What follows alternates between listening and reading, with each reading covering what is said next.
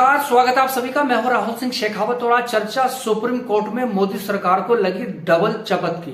वो भी तब जबकि कर्नाटक में जनता की अदालत का फैसला भी आने को तैयार है और एग्जिट पोल के आंकड़े बहुत ज्यादा बीजेपी के लिए अच्छी खबर देते हुए नजर नहीं आ रहे हैं। पूरी कहानी बाद में, पहले छोटी सी अपील, अगर कंटेंट अच्छा लगे शेयर करें, लेकिन चैनल को सब्सक्राइब जरूर कीजिए। सुप्रीम कोर्ट ने दो अहम फैसले दिए हैं, पहला दिल्ली के बाबत और दूसरा महाराष्ट्र के बाबत। दिल्ली के बाबत सुप्रीम कोर्ट ने साफ कर दिया है कि दिल्ली का मालिक, दिल्ली सरकार का मालिक अरविंद केजरीवाल हैं और वही फैसले लेंगे। केंद्र सरकार या उनके कथित एजेंट राज्यपाल को उनकी सलाह पर काम करना होगा। और दूसरा महत्वपूर्ण फैसला महाराष्ट्र का है, जहां उद्धव ठाकरे के लिए नैतिक तौर पर जीत मिली है। सुप्रीम कोर्ट ने कहा है कि महाराष्ट्र के तत्कालीन राज्यपाल भगत सिंह कोश्यारी का आचरण गलत था, असंवैधानिक था और साथ ही साथ जो स्पीकर हैं उनका फैसला भी गलत था। चूंकि उन्होंने इस्तीफा दे दिया था, इसलिए उनको सरकार को बहाल नहीं किया जा सकता। तो ये दो फैसले हैं जिनसे मोदी सरकार को नैतिक तौर पर एक बहुत बड़ी चपत लगी है। क्योंकि जहां तक दिल्ली का सवाल है, ये महत्वपूर्ण फैसला है। वजह यह है कि दिल्ली में केंद्र शासित प्रदेश है और राष्ट्र राजधानी भी दिल्ली में है और कानून व्यवस्था यानी पुलिस समेत बड़े मामले उनके हाथ में होते हैं। चूंकि सरकार आम आदमी पार्टी की है, लगातार तीसरी बार बम्पर बहुमत के साथ अरविंद केजरीवाल मुख्यमंत्री हैं, लेकिन दोनों के बीच में तनातनी लगातार चलती रही है।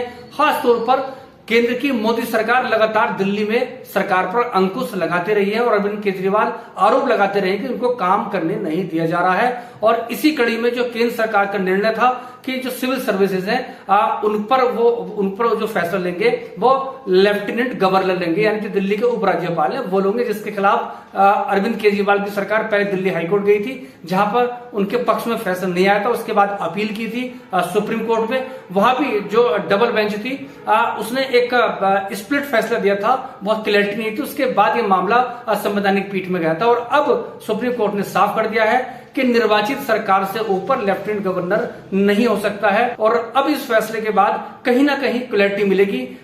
ये कहना हालांकि मुमकिन अभी नहीं है कि क्या इसके बाद भी केंद्र सरकार यानी मोदी सरकार रुक जाएगी। जो उनकी जिस भी नियत से इस तरह के फैसले लिए गए हैं वो क्या थम जाएंगे, इस पर अभी कोई गैस या उस पर कोई अनुमान नहीं लगाया जा सकता। लेकिन ये अपने आप में बड़ा हास्यास्पद है कि एक निर्वाचित सरकार लेफ्टिनेंट गवर्नर की एक तरह से गुलाम या उसके कठपुतली की तरह उसके सामने नाचने को मजबूर थी।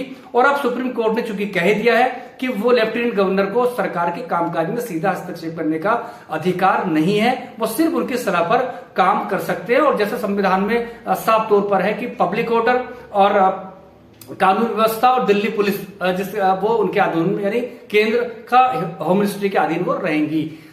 चूंकि जनता ने तीसरी बार अरविंद केजरीवाल या उनकी पार्टी को जबरदस्त बहुमत दिया है, तो जाहिर सी बात है बावजूद उसके अगर केंद्र सरकार परेशान करे, सरकार को काम न करने दे, तो ये अपने आप में वास्तव में गैर संवैधानिक या हास्यास्पद जरूर लगता है। और ये भी बड़ी अजीब सा चुटकुला लगता है कि अगर एक मुख्यमंत्री को आईएएस का ट्रांसफर करने का अधिकार ना हो तो फिर आखिर वो मुख्यमंत्री किस बात का, क्योंकि आईपीएस वैसे ही अमित शाह यानी गृह मंत्रालय के अंडर में आते हैं। तो ऐसे में फिर आखिर मुख्यमंत्री किसी सरकार का होने का मतलब क्या है।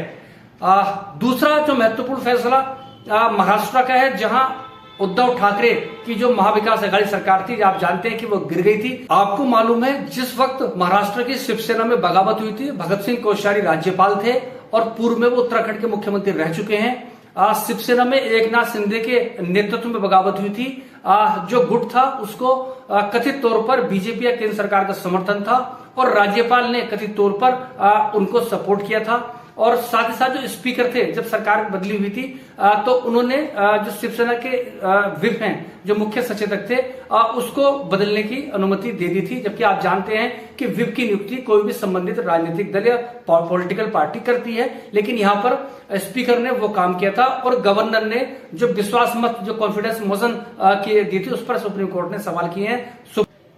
सुप्रीम कोर्ट ने साफ तौर पर कहा कि राजनीतिक दल में असंतोष को उन्होंने बगावत समझा और वो जल्दबाजी दिखाई थी, विवेक का अपना सही इस्तेमाल नहीं किया था। मतलब ये सीधे तौर पर भगत सिंह कोश्यारी की भूमिका पर सवाल खड़े कर दिए हैं। और आप जानते हैं कि गवर्नर जो भी होते हैं वो किसी भी सरकार, केंद्र सरकार हो, उसके कथित तौर पर एजेंट के तौर पर वो काम करते हैं, जो संवैधानिक जिम्मेदारी है वो तो निभाई जाती है, वो निभानी पड़ती है, लेकिन उससे कहीं ज्यादा उनकी जो नीयत रही है वो हमेशा, अगर सरकारें अलग अलग दलों की हो केंद्र राज्य में, तो वो ये परेशान करने की ज्यादा रही है।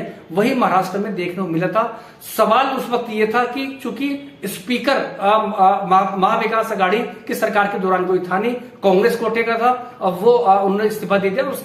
सवाल ये उठ रहा था कि क्या डिप्टी स्पीकर विधायकों को अयोग्य करने की कार्रवाई कर सकते हैं अथवा नहीं। तो ये मामला सुप्रीम कोर्ट में गया था और उससे पहले सरकार, राज्यपाल, कथित तौर पर राज्यपाल और स्पीकर या पार्टी जो भी उसके पीछे रही पर्दे के पीछे, उन्हें सरकार गिरा दी गई थी।